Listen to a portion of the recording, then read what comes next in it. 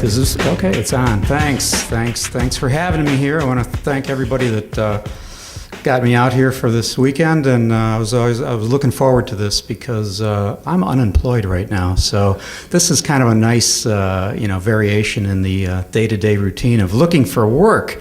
So anyway. Yes, I am Greg Freres. This class is non-Western civilization. So if that's not on your schedule, you might want to find the right room for that. Anyway, here we go. So yeah, from 78 to 99. 99 ended pretty abruptly, but we'll go into that later maybe. Let's start from the beginning, and if I can figure this thing out. Maybe I got to point it this way. So yeah, so there's the pinography. Steve Ritchie already saw that slide and said, hey, nice terminology. You got to just read that right. But starting over on the left-hand column with skateball and working your way down and then back up and down again to Revenge from Mars, that's the scope of my pinball career. There were other projects in between things and that kind of thing that I didn't list because they weren't pinball per se, but that's pretty much the extent of it there. And you can see I have some backglass only markings, some playfield only, but that's pretty much the extent of the career. Before I begin, I did see the DVD from last year's presentation by Mr. Steve Ritchie. I wasn't able to be here for it, but I did get to see the DVD. And I was very interested in how he presented his life in pinball. And what I was most interested in were the fact that he showed some toys. Some dirt bikes, a couple of cars, so I figured, well, if he's gonna do it, maybe I should do it too. So I thought I'd throw in one of my toys. How's that, Steve? Those are all my friends in the background. They came over to see it. I don't fly it. I don't know how to fly it, but I have it. And the government is looking for me, so. So, when Steve left pinball, not that I'm going to go on too long about Steve, but since he's here, I thought I'd add a couple of slides to my presentation. I don't know if anybody's ever seen this, but when Steve left pinball, he went back to Atari. And the Atari artists called us and said, hey, we want to give this guy a little grief. How do we do it? So Pat McMahon, another one of our pinball artists, was awesome at doing caricatures, and he had an ongoing whiteboard in the art department that just scathingly depicted fellow employees to the T. And it was like, sometimes it was like, Pat, do you really want to leave that up there? And he was like, yeah, it's fine.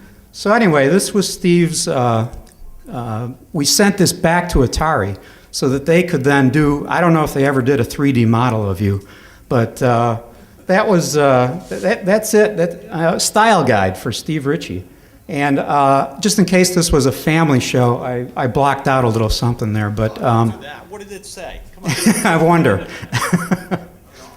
Really, what did it say? So that's, I just wanted to throw that in there because I knew Steve was going to be here and we're good friends. So my top 3 favorite games. I get asked this a lot, games that I've worked on. And maybe again, because Steve's here, Star Trek The Next Generation is one of my favorites, and I'll go into that in a minute. Scared Stiff, and Elvira and the Party Monsters. Now it's kind of interesting that both Steve and Dennis are here today.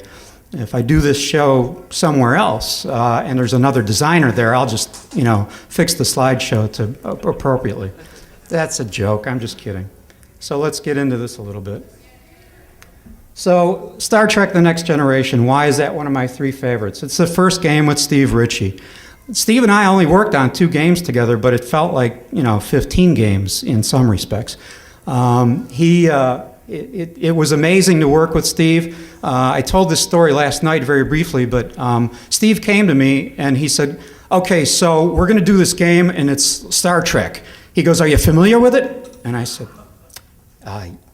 yeah, I'm familiar with it. And he goes, are you a fan? I said, sure, I'm a fan. So he said, okay, we're gonna work together on this, but no funny stuff. He goes, your artwork is always funny. He goes, Dr. Dude and Party Zone and all that stuff, it's all funny. He goes, I don't want any funny stuff. I said, that's fine, I can do unfunny stuff, don't worry about it. So, and the rest is history. We had a great time working on the project together, and it was fun. The other good thing about Star Trek was that it was 18 months in development as opposed to the usual 9. That might have been with the help of Steve too. A word that I throw around a lot is the total package. I mean, by the time we got to the 90s, Pinball was completely a total package from sound and engineering and art and graphics and dot matrix displays. It was just a beautiful piece of hardware when it was finished, and we put our heart and soul into this stuff, and it really paid off. And so many games from like the late '80s on were just this total package, and part of it was the sound thing. You know, it's just when we could do multiple speech cues and great music. You know. It just added to the whole universe of the game. And of course, sales were important, and we did okay with Star Trek. Second one was Scared Stiff. This was the second time around with Elvira, and it was better than the first time. I got to admit, not that the first was anything too shabby, but. We had fun working with Cassandra. She's a great celebrity to work with. She's easy to get along with, and she's very receptive to ideas. So it was a lot of fun to work with her. Again, total package, sound, everything, and she's a total package as it is. So it all came together. It was, as George Gomez has said, it's like you take a board game and you throw everything out onto the table, and there's all the pieces are there to work with, right? And that's kind of how Scared Stiff and Elvira and Star Trek, everything's there for you to work with, and you just got to put the pieces together. There was some highs and lows on this project. The fact that we were in the middle of some dire straits. We got a false start on the project. The first thing that we put together for management to look at. Neil Nicastro, our CEO, was not real happy with it. And he said, you guys got to go back to the drawing board. You got to put something in the back box, because over in Europe, they're putting stuff up there, and they got the trail games, and we got to compete with that in Europe. So you guys got to come back to me with something that's just going to knock my socks off. This isn't a home run. We want a home run. So Dennis and I and the crew went back to the drawing board and really put it together, and ended up putting the spider in the back box and the whole feature, and it paid off. It came together after that. And the lows on this project were, of course, we were in the middle of some downsizing, and shockingly, it was amazing when Dennis, of all people, got let go at that point in time. So I lost a lot of sleep, and I didn't lose any weight, unfortunately, at that time, but I lost a lot of sleep, and it was not a good time for pinball, but I think we put a pretty good game together in the process. And Elvira and the Party Monsters, well, the first time around with Elvira was pretty special. We had, it was, the best part about it was, this was kind of like the first license at Williams, I think, and you probably can, corroborate on this, that Roger Sharp came to us and said, hey, we got a deal, we could make a deal with Elvira. Is anybody interested in this? And I think Dennis might have spoken up first. Yeah. And we went off that evening, and I started doing some doodles on paper, and we brought it up to a conference room meeting the next day, and everybody seemed to be on board with it. So we got to do a license at Williams. We had done licenses at Bally, but I may be wrong, but I don't recall licenses before Elvira at Williams. So that was cool. And another thing I mentioned last night to a few people, This game was voted best new equipment at the AMOA show in 1989. And for all of us, that was really great because pinball hadn't won best new equipment at the AMOA show for about 7 years. It was all video before then. So we were really tickled to win that award. And it also helped get the Bally guys that came from Bally to Williams kind of a little more integrated into the Williams way of doing things, because I think we got a little bit more recognition for that. And of course, it's a total package. Ooh, nice organ. Honorable mention favorites. That's Fat Me up in the upper left there. That was 40 pounds ago, or 38, but who's counting? Medieval Madness, this was a collaborative effort with John Yowsey. I did the art direction. I did all the sketches, and then Yowsey went and finished them off. I ended up doing all the playfield artwork myself, but that was a fun project, and John is great to work with. There's a Second City connection. We worked with Second City writers and performers to come up with all the little voice gags and stuff like that. And you probably already know this, but Tina Fey is one of the voices in Medieval Madness. So we got to work with her, but we didn't know it was her because she didn't know she was her. So that was a lot of fun.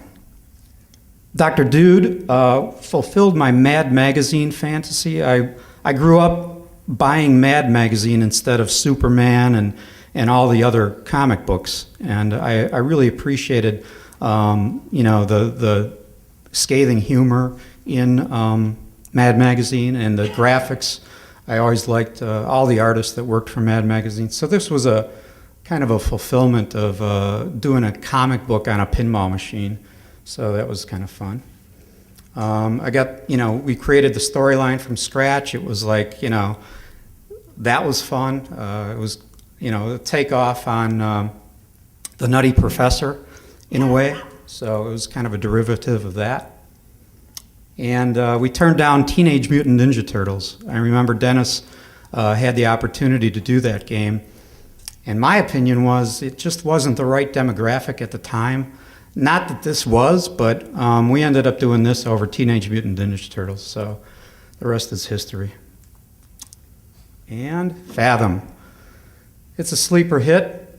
When we did it, we didn't know it was going to carry such weight into the future. I know there's a lot of fans of Fathom out there. Somebody mentioned they own 2 of them, I think.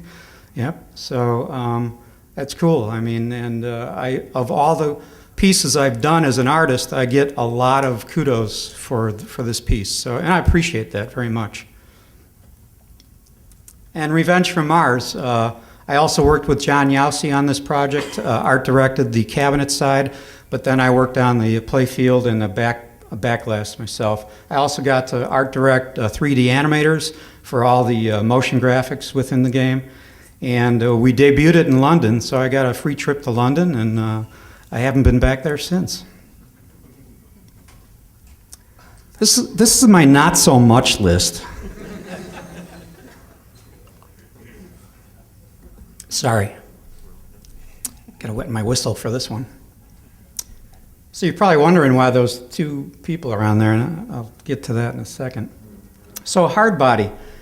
I got to art direct Rachel's photo shoot, so that was fun. I went out to LA, and during the photo shoot, it was shot by Harry Langdon's grandson. Now, if you're not familiar with silent films, Harry Langdon, I believe, was the guy hanging from the clock on the posters. He was a famous silent film actor, and his grandson did the photo shoot. During that photo shoot, the Tin Man's son, Jack Haley Jr., walked in, and I was introduced to him. So, and he said, "This is the Tin Man's son," and Jack Haley Jr. is known for doing all these films from the 70s called That's Entertainment. So that was kind of cool. But the biggest negative about Hardbody for me, as an art director, as an artist, was I was forced into doing a photographic backlash by the powers that be at Bally. I really didn't want to do photo backlashes. I fought tooth and nail. I did not win. So this was our answer to photo backlashes for the Bally people. And after that, I think I finally won my argument and we moved on. So that was a good thing. All right, black belt. I don't know much about the gameplay on this game, but unfortunately for me as an artist, there was no time to get this game done. We needed to feed a production line. We were in dire straits, and so I had about 1 month to do the entire art package from 0 to 60. I mean, I had to do the entire thing, and I was rushed, and it was my wife was pregnant, and it was endless. It just went on and on. So it was not a fun project to work on. But the positive that came out of it, it was my first project with Dan Langlois, and he was a pretty innovative designer. Not all of his shots were perfect, but he did do some interesting things with a playfield that nobody had ever tried. And I think he kind of got people thinking in terms of, why don't you think about trying something a little bit different? So that was fun working with Dan. So the rest of my talk now is going to be from the inside, and we're going to cover topics like the art that got me in, some behind-the-scenes artwork that you might not have seen yet, that is not maybe on the internet yet or anything. Pictures of people just doing their job. And some funny pictures. It's a photo reference game, and I've got 2 prizes to hand out for that, so when we get to it, well, there's incentive to stick around. So in spring of 1978, 31 years ago, I got a call from Kevin O'Connor. I worked with Kevin for about 6 months at an advertising place. And he said, get your portfolio together because our art director is hiring more pinball artists. And Paul Freres was building a self-sufficient art department, meaning that it was going to have a dark room that could produce the films for the play fields, and all that kind of stuff. And the good thing for me is I had already had some experience with pre-production work, with shooting films in dark rooms and running a dark room. So besides my art skills, my production knowledge kind of got me in the door. But at the interview, Paul gave me 1 week to do something pinball. And I was like, 1 week? So I went home and I continued working my day job, and I would come home at night and work till 3 o'clock in the morning, maybe longer, get up, drink coffee, go to work, and repeat that process for a week. And I got something done, and I called it summertime. So I figured, okay, what's pinball about? It's about vehicles, it's about women, it's about vehicles, it's about women. Especially at Bally, it's about women. At Williams, it's about vehicles. So I put more women on there than vehicles because I was interviewing at Bally. So that was my 1 week project, and fortunately, it worked. Paul called somebody down from marketing, and marketing looked at it and said, you know what, we might be able to turn this into something. So after a few months of back and forth, this sparked Skateball. And as you can see, I pretty much lifted the van right over to that job there, and the rest is self-explanatory. Change the color of the shirt. So this is like a little behind the scenes. On the upper left is my drawing table. I was working on the Borg ship at the time after they changed it on us.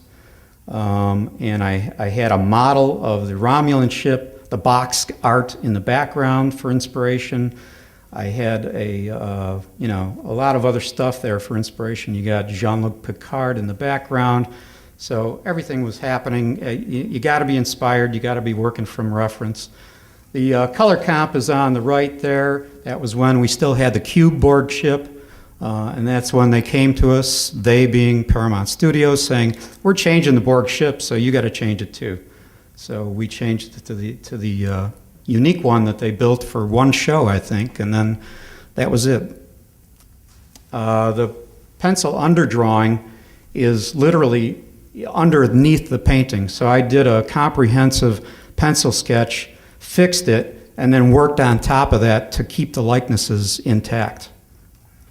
one of the funny things, we went to the trade show, somebody came up to me when we debuted it and said, it's too bad you guys are doing these photo back glasses. And I was like, yeah, it is.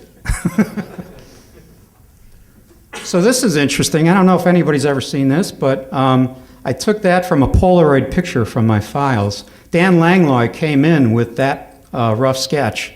And the cool thing about it is I had a book when I was a kid. It was like my little dinosaur Bible. And it was like a golden book. It was about this big. And it had those dinosaurs in that pose on that cover. So as soon as he brought it in, I'm like, dude, you took that from that book. He's like, yeah, I did. So that was his rough sketch. And then I took it from there and changed it into that.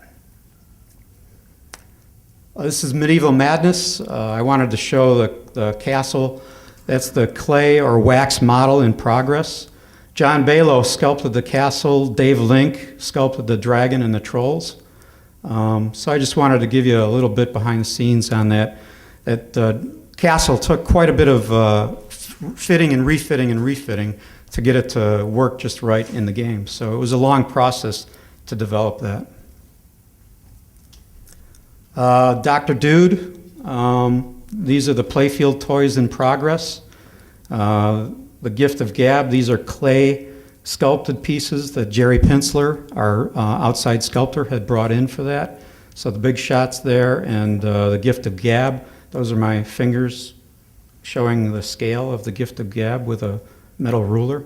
And that little guy was a placeholder. That was Trog from a video game that Midway had done. And so we needed a placeholder when we were still, Dennis was still working up the whitewood, so we put a Trog on there for the big shot. And then that's the finished piece next to it, of course. This is I like this one. This is an interesting art progression. You got Jerry Pinsler coming in to fit the Borg ship for the first time. So he sculpted the Borg ship, and as you can see, I've got some arrows on that first picture. He's, you got the Pope's hands are in the background on the wall in a praying position. And Jerry is thinking, man, I hope this fits, because look at Steve's face. Steve is like, oh man, I hope this fits, Jerry. So there's some interesting things going on in that picture. Jerry Pinsler was a great sculptor. He had worked for years in the toy industry. He worked on a toy called Odd Og back in the 60s and sculpted that. And so he's been around. He did like the first sculpted bottle for Aunt Jemima's, Mrs. Butterworth's syrup. So he had that in his office. I'm like, wow, that's cool. So that's a picture of Chris Ritchie, Steve's son, Carl Biaggi, mechanical designer, John Balow, sculptor, and Jerry Pinsler, sculptor. So we employed a lot of people. And then, of course, John Balow, Jerry Pinsler, and Pope John Paul. Oh, and Steve, sorry. Pope never would talk like I did. So this is a shot of the early whitewood. I hope I don't steal any of Dennis's thunder for his presentation with this. But this is the deadheads were actually located right behind the crate in the beginning. And something happened. Oh, that's when we had to put the spider somewhere else, right? So Dennis doesn't even remember that. And we had spiders. I don't know if you can see it on there, but we had spiders instead of frogs on that shot over on the left. So we started with spiders, and then they changed to frogs. And that mock-up coffin right there in the middle, that's Dennis's handiwork. I thought he did a nice job with that. Yeah, I painted it, and you sculpted it. Nice job. And then that's just the whitewood showing the spider mini playfield in the background up in the upper right. Well, now you know. And here's a never made it list. Mysterian, people ask me about this all the time. I have no idea, but this is kind of a rough sketch for the cabinet. This was back when cabinets were still stencils, so we couldn't go too crazy with the artwork, but that's basically the cabinet graphics. Harley via Steve. This is on the never made it list because we never made it to Harley.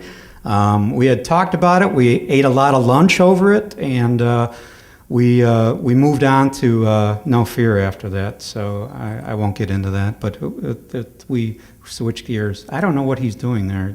I don't know if I think he's making the bah sound with his voice. So that's probably what's going on, if I know Steve.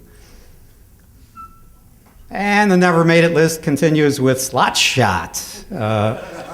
This was a Dan Langlois design, and since the world of WMS was heading in that direction anyway, he came in with this rough idea, this rough concept, and it never saw the light of day, but now you've seen it. So we're going to switch gears here. I'm going to move into just another day in pinball, just a little behind the scenes on the people I worked with, hopefully shedding some light on their skills and on their abilities. That's me, and the fun fact that I'm pointing out here, I've got a t-shirt on from a license called Cadillacs and Dinosaurs. Thank you. I really loved the graphics that guy did with that comic book series. It was beautiful work. We had the opportunity to work with this guy. It became a short-lived Saturday morning cartoon series. But after we thought about it for a while, I think the entire company, and Dennis was in on this too, we just never pursued it because it just didn't seem to be big enough to make sense to spend money on. So we never went for it, but there could have been a Cadillacs and Dinosaurs pinball machine. Because, you know, Cadillacs and dinosaurs go hand in hand, especially now. So this is Pat McMahon and Kevin O'Connor, and I think they're discussing the finer points of Irish pride or something. I'm not sure what's going on there, but these are Polaroid pictures, keep in mind. So I have a feeling people thought, nobody's ever going to see this stuff. So this one's called Put the Bowling Ball Down, Dennis, and come down off your desk. This was, well, I'm sure you don't. Why would you? You had a bad day. You had a bad day that day. I don't know. This is Paul Barker, one of the hardest working guys in the business. He was a production art coordinator for a major portion of the 90s, and he did a lot of behind the scenes work. He eventually got to do some work later on Champion Pub Champion. I forgot the name of it. Thank you. So he's slaving over a hot light table there on looks like some film work for Roadshow. This is Tim Elliott, a lesser-known pinball artist, and I think we're discussing Earthshaker. And Tim is now known as the last artist to work on a Lawler project before Pat's exclusivity deal with John Yossi. So once Pat got together with John, that was it from there. It was all Pat and John from then on. I don't know what Tim's doing these days. I haven't heard from him. So we're getting into Brush with Greatnesses now. Pinball leads us into all these Brush with Greatness events. So this is a shot of the art department with Cassandra and Smarky, her husband. If you're familiar, if you haven't heard this story, Smarky is on the back glass. She wanted to pay tribute to her husband, and she calls him Smarky. We got Mark Wayna, Greg Freres, Pat, Cassandra, Dennis, Paul, Linda Deal, and Smarky. This is Cassandra signing a Whitewood, and Dennis is saying it's mine, and so is Mark, and she's expressing her. I have no idea. I did. No, I'm just kidding. I guess somebody did. That's Gilligan. And that's me, with a pink shirt on. Oh, my God. And that's me and Matt G. We're, best buddies. That was when we debuted Dr. Dude, and Data East had The Simpsons on the other side of the row. So Matt was there, and that was fun to meet him. My other brush with greatness is Dennis Nordman. So this is us debuting Dr. Dude in New Orleans. That was fun. This is the Party Zone flight crew. Strompolis. Jim Strompolis was the programmer on the job. And this is an interesting picture that might also be in Dennis's thing. I thought this was interesting because you got everybody in this picture. This is amazing. You got Dennis and Claude Fernandez and Joe Kamikow, Steve Ritchie, Pat Lawler, Ed Boon, and Larry DeMar, and probably a programmer. So this was when we debuted Blackwater 100, and I thought that was interesting that everybody was there playing that game, and I hope they found it interesting. All right, here we go. It's game time. Let me take a drink.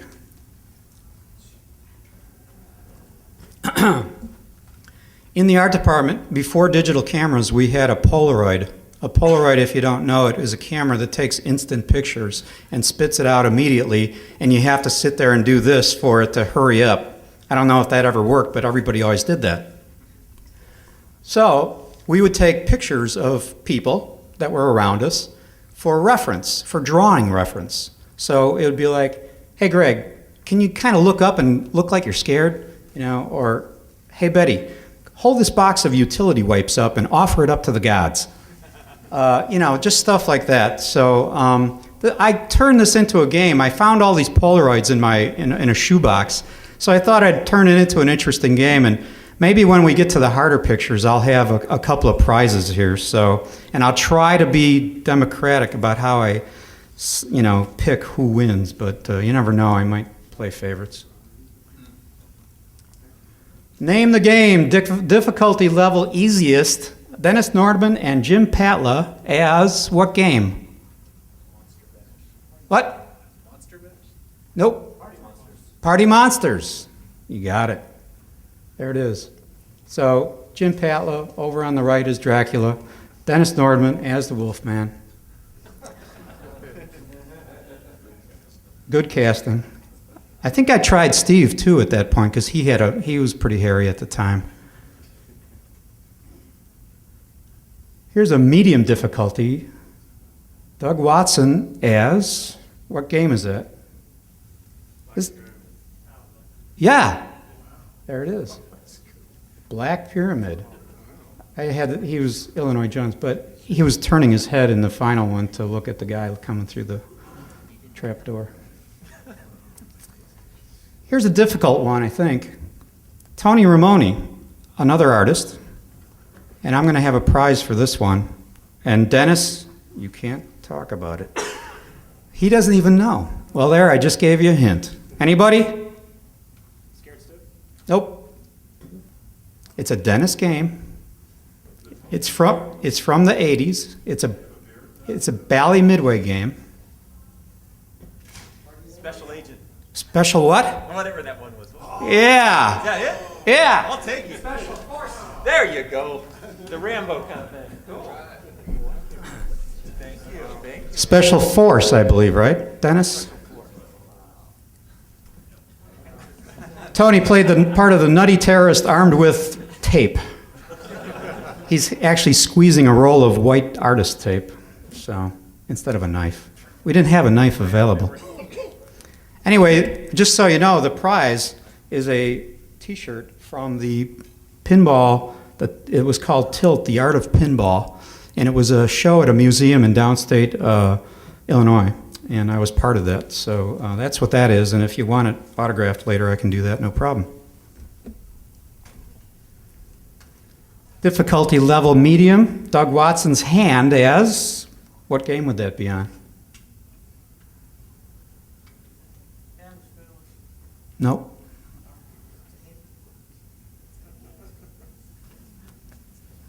It's another Dennis Nordman game. Playboy.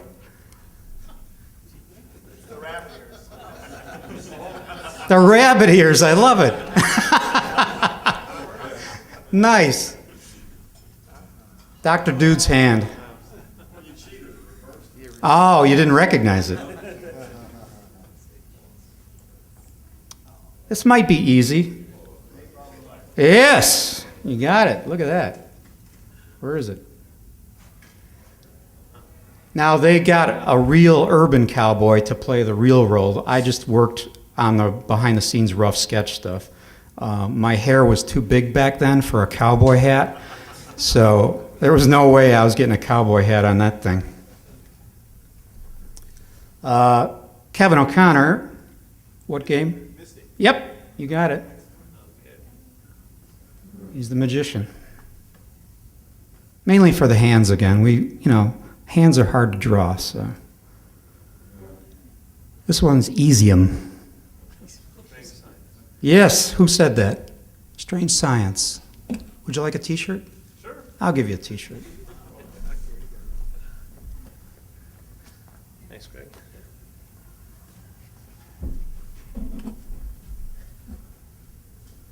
There it is.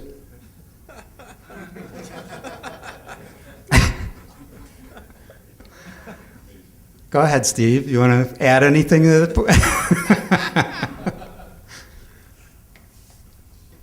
This is easy. Yes. No fear. No, not Skullboy. Goggle eyes. Easy? No, not so easy, huh? Anybody? Nope. Yep, who said that? I don't have any more prizes. Sorry. I got a glass of water if you want it.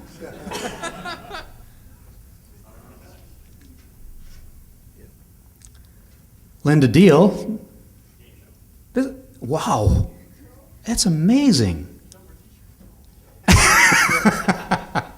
You're right. Wow. You're like good. Actually, I had that mislabeled. That should have been difficult, but not for you. Nice job. Easy-ish. Anybody? Yeah. See, you guys spend more time looking at the playfield than the back glass, so I see what's going on here now. Bearded Greg with a coffee pot.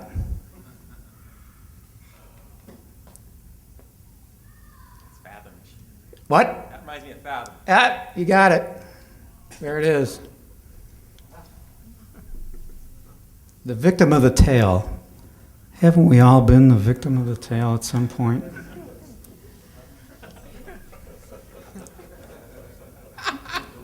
Now, my hair was good for this shot because it patted my head when I was doing this bendable pose, so it came in handy once in a while. Anybody? No. Hot dogging.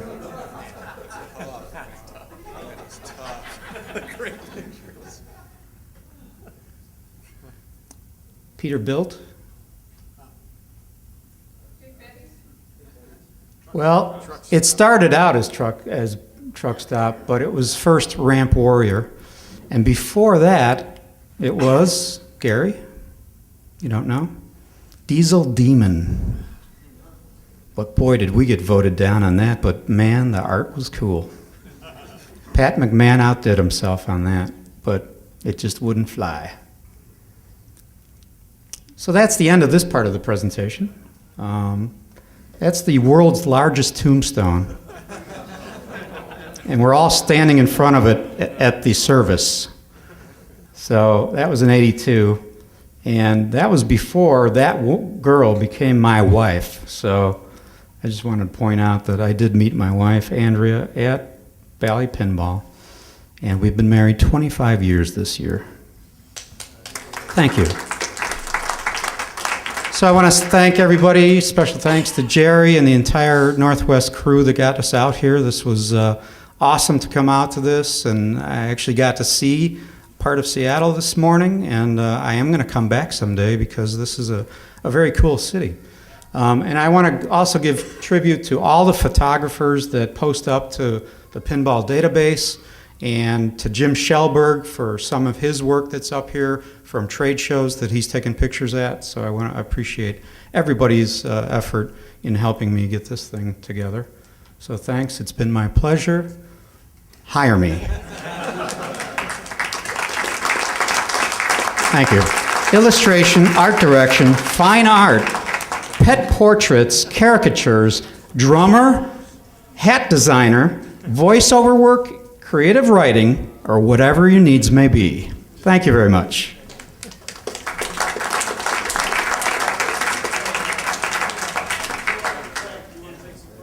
Sure. Questions, anybody? You didn't mention any of your voice work depends, so how about let's hear a little Skullboy or some You mean I got to perform it? It's a great day for jousting. Like that? Yeah, I did some voice work in games, so I got to be the monkey for a minute there. So any questions? I can fill some gaps in if you need to. Anybody? I have a question. Yes? I'm wondering what other of your contemporaries you sort of admired. I mean, I like your work, but I mean, Pat McMahon or Springer or somebody else. Would you comment on some other games you thought were beautiful? I've always been impressed with John Yaussi's work. He's a stickler for detail, and just giving him a pencil sketch for the backlash on Medieval Madness and sitting there and giving him a list of sight gags to put in there that the team came up with, and then watching it come in the door and him unveiling it and everybody just going, ugh, especially me, like, oh God. He's just amazing. He's a professional in many regards. He takes direction, and he's just a good guy, overall good guy.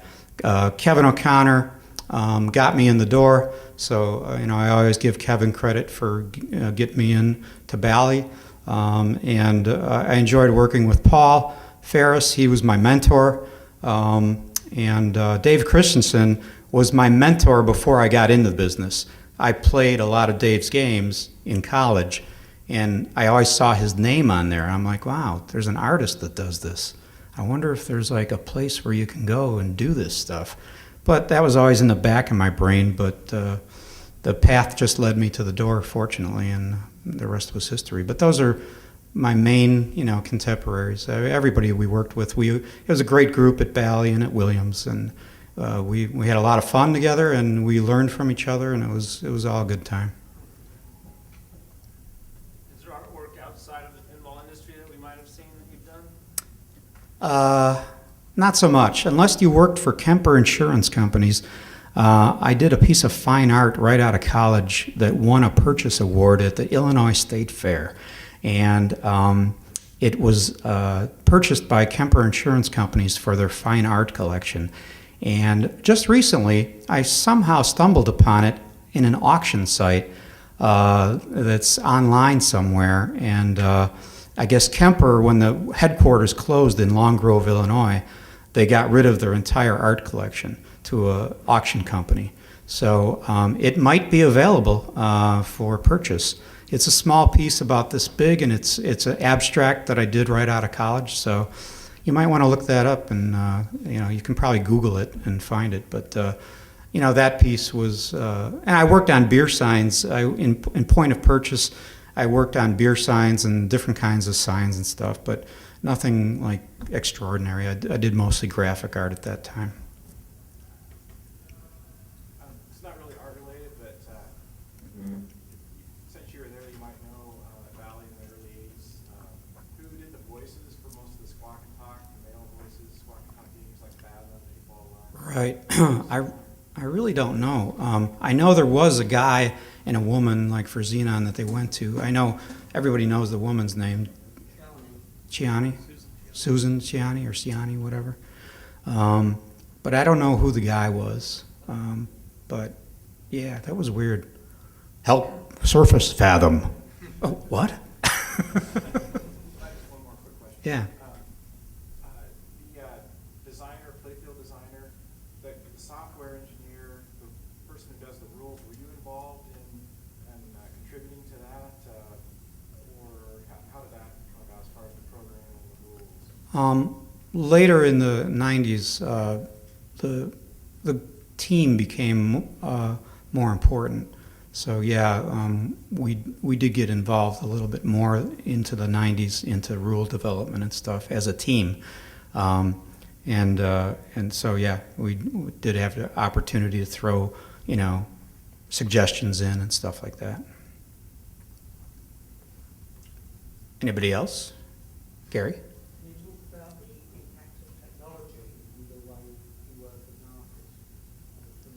From the tools at your disposal in the 70s through to last PCB?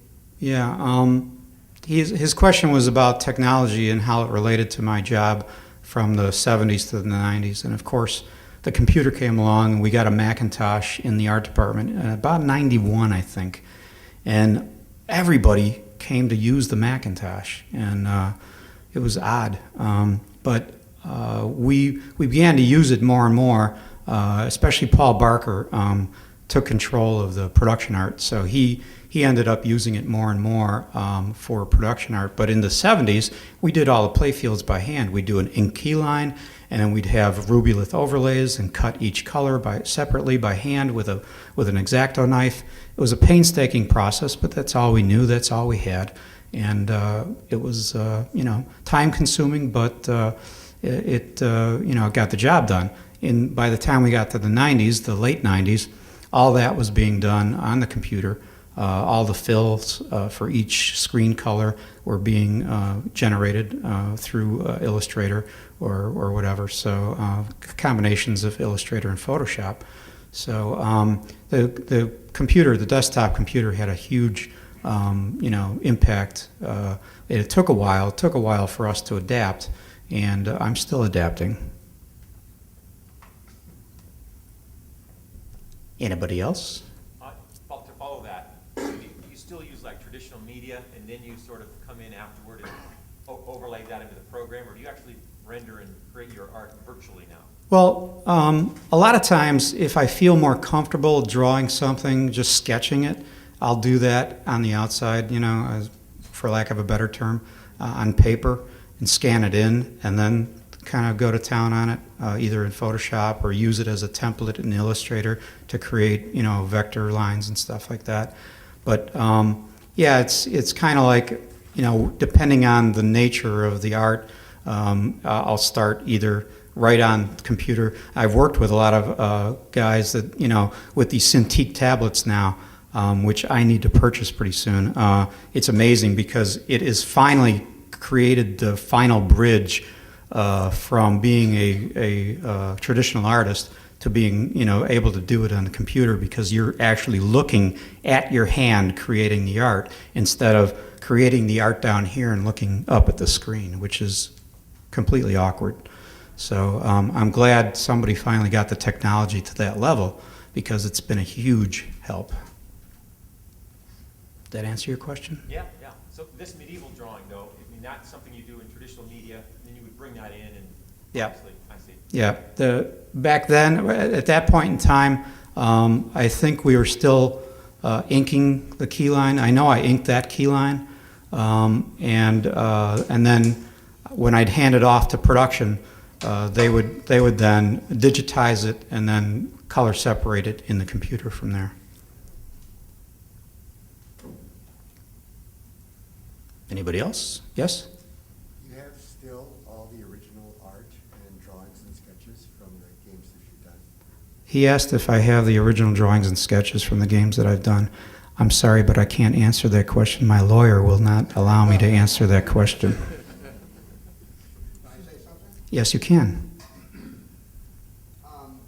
Actually, you're not telling people, but I wouldn't expect you to, about how many other things you've contributed to pinball. Dennis, I know, would agree with me. He's not just an artist. When we sit down to discuss a script, Greg comes up with great material, okay, no matter what. He's always thinking.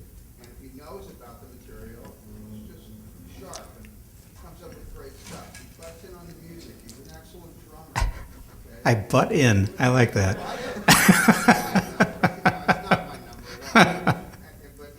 Thanks, Steve. I appreciate that. On a lot of levels. He's playing the game and he goes, that shot sucks. Like I know. But it did. I know. It's all right. No, I was thinking of another question. Anyway, Greg butts in on the rules. team, you want everybody on the same track and, passing back and forth ideas, and they either gain strength or they die based on everyone else's reaction. And so when you have a great team with a lot of people contributing on all different levels, you end up with a great game. I told a quick story last night that's kind of in the same vein.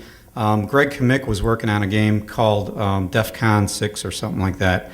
And I really wasn't like into that kind of a theme. So I counted the inserts and I said, hey, if I come up with something else, would you be open and receptive to another theme?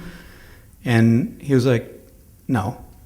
I said, okay. So I went and came up with an alternate theme anyway. And because of the number of inserts he had laid out on the playfield to spell something out, I came up with Party Animal. And I had this idea that with Pat McMahon, who's a great caricature artist, we could do this cool theme with animals and a party and all that kind of stuff. So I came back to Greg and I said, so here it is, it's Party Animals, and cool, Pat can do the artwork and it's going to have animals and they're going to be partying. And no. All right. So Dennis just happened to be around. He goes, well, I'll do it. So we did Party Animal, and that was fun. That was the start of the party genre. So glad that's over. I've got two more questions. One is about Vector and the inclusion of the Adams family on Vector.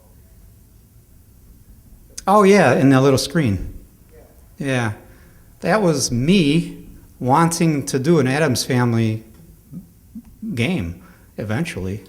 I just, there was all these, if anybody's familiar with Vector, there's like on the plastics, there's these like guys with headsets on, and they're supposedly talking to the players on the field and giving them direction, and they're all looking at their specific player to give them specific direction, but there's one guy watching the Addams Family on a screen. So, and I had always thought Addams Family would be a cool theme. So when Addams Family came around on the guitar, I went to Pat Lawler and I said, I've always wanted to do the artwork for an Addams Family game. I know you work with John. Would you be interested in working with me on that? And he was like, no, but thanks for asking. So I didn't get to work on Addams Family. We all know you as a pinball artist, sorry, that's where I'm coming from. But given that this show is about other games as well, I think last time I saw you in Chicago, you were actually working with Brian Eddy over the road from where all the pinball matches. Right, yeah. Can you talk a bit about what you were doing there? I worked from 2000 until just recently, about 6 months ago, at Midway on home entertainment products. I actually worked for 2 years on Touchmaster. I was the art director on Touchmaster for 2 years. And then Midway shut down CoinOp. And Touchmaster is a great product. I don't know how many of you are familiar with that, but it's just a great product, and we thought we were pretty good at what we did, and we had fun games, and we were taking it in a new direction with tournaments and stuff like that. And but bang, the hammer came down, and we got out of CoinOp. So I switched over and worked with Brian Eddy, who was starting to work on his first home game, which was it was called the finished game was called PsyOps: The Mindgate Conspiracy. That's a mouthful. The original name was Espionage, with a highlight on ESP. And it was about a guy with mind control powers that was working for the government and could go in and infiltrate all these other bad guys with mind control powers. It was a great game. It didn't sell very well, but the people that bought it and played it loved it, and they wanted to see a sequel, but the sequel never got made. Instead, we worked with John Woo, film director John Woo, action film director John Woo, and did a game called Stranglehold for the PC and for PlayStation 3, no, PlayStation 2, whatever. No, PlayStation 3. 3, yeah, and Xbox 360. So that was the last project I worked on, And then right at the end, we were working on another project that never saw the light of day. It was called Gun Runner, and we never got to finish that project. So that's what I did for the last 10 years. And it was funny because game development went from, like, video games went from an 18-month development cycle to like a 3-year development cycle. It was very difficult for me to deal with because I was so used to coin-op and just having that 9 or 18-month cycle to get things out the door, and then it turned into this like ongoing process that was a really long time to develop, I thought. Anybody else? Okay, well, there's no more questions. All right. I got two. Well, Are you still playing drums? Are the Hypnos still unfortunately, concerned? the Hypnos are still together. They got a new drummer and a new frontman. But Kevin O'Connor is still with them, but I'm no longer in the Hypnos. I have since retired, but I still own drums, so I just haven't been able to sell them yet because you never know. I might have to get pulled out of retirement. Thanks, everybody.